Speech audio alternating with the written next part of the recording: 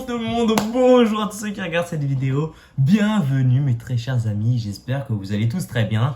Aujourd'hui moi ça va, franchement ça va, j'ai passé une semaine hyper agréable, j'ai eu des bons résultats, tout s'est bien passé, j'ai été super bien organisé. Et aujourd'hui, j'ai décidé pour vous, vraiment pour vous, parce que vous me faites plaisir, avec vos likes, vos abonnements, je vois que la chaîne prend de l'ampleur, donc merci beaucoup. D'ailleurs, n'hésitez pas à liker cette vidéo, qu'elle fasse un maximum de bruit. Aujourd'hui, j'ai décidé de partager mes techniques les plus secrètes pour m'organiser durant mon week-end. Alors c'est une vidéo que j'aurais pu ne pas faire parce que voilà, la prépa c'est quand même des concours, c'est quand même de la concurrence. Et donc donner toutes ces techniques secrètes pour réussir, c'est un peu se mettre des bâtons dans les roues. Mais peu importe, moi je veux vous faire plaisir, je veux que tout le monde réussisse. Donc je vous les donne, voilà. Pour ce petit sacrifice, peut-être que ça va me porter préjudice, mais je m'en fous, c'est pour vous. Donc comment s'organise un petit peu mon organisation pendant le week-end? Alors les samedis c'est clair et net. Après mon DES, j'ai le cerveau bousillé. C'est-à-dire que je ne suis pas en capacité de travailler.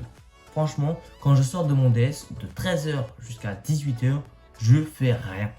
Rien qui me demande d'utiliser mon cerveau. Donc ce que je vais faire c'est voilà, des petites vidéos, je vais prendre ma sieste, je vais dormir, je vais manger, je vais me faire des gâteaux, je vais appeler mes potes, voilà. Je vais faire un maximum de choses qui me permettent de me détendre et de penser à autre chose. Après, à 18h, en général, je m'y remets légèrement. Ça veut dire que de 18h à 20h, en général, je fais les matières qui ne me demandent pas trop de réflexion. Donc, je vais faire l'anglais, si j'ai des mots à apprendre. Je vais faire le français, voilà, si j'ai des citations à regrouper, etc. Je vais faire des trucs, voilà, qui me demandent vraiment pas beaucoup de réflexion. Et après, à partir de 20h, franchement, le samedi soir, c'est vraiment le moment où, voilà, je me détends, je lis des livres. Et voilà, tout simplement, je respire. Et je me calme et je me couche à 21h.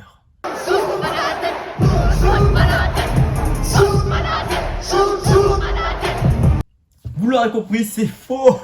C'est faux, vraiment, le samedi, c'est le moment où voilà, je me détends. Je pense à autre chose, je prends soin de moi, je fais les trucs que j'aime.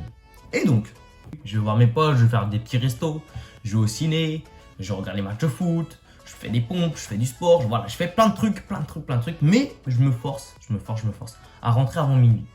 Parce que, voilà, vous l'aurez compris, le seul moment où en fait on a vraiment l'occasion de dormir bien, c'est du samedi soir jusqu'au dimanche matin. Et donc, il faut respecter ce sommeil. Donc moi je le respecte.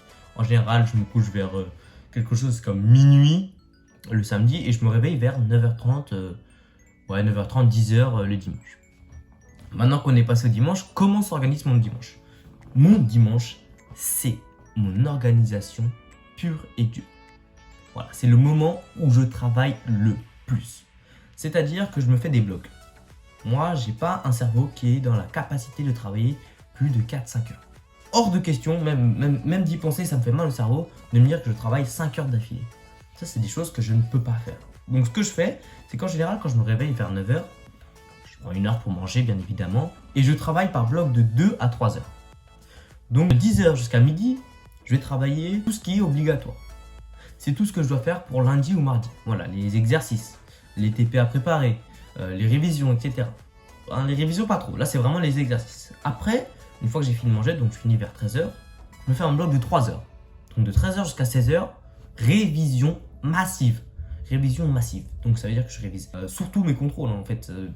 Des fois, on en a 2, 3, 4. Donc, c'est pour ça que ça me demande 3 heures de révision. Après, de 16h jusqu'à 17h, pareil, petite pause goûter.